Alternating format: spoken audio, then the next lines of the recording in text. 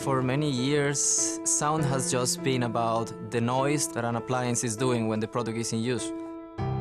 But we are starting to understand the power of having a good sound experience and how this is improving the life quality of our consumers.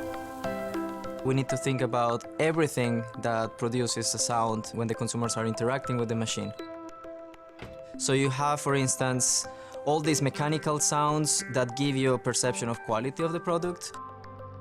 All the senses are actually connected with each other.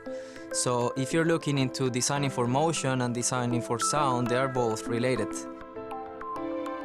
It's the same component basically that needs to produce a certain effect and something that has a purpose. You also have more digital or more added sounds to give feedback, to communicate a message. There's a lot of beeps and alarms that the consumers are exposed to, and there's a language there. There's an alphabet.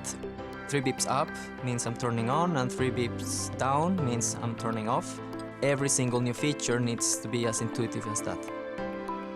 This is important for the 10% of the consumers that are visually impaired. They need some sort of sound feedback.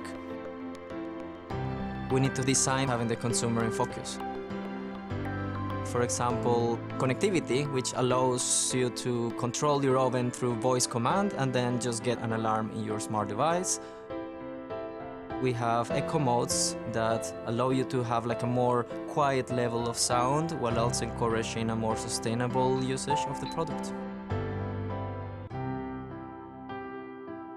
This is a very exciting progression of sound design.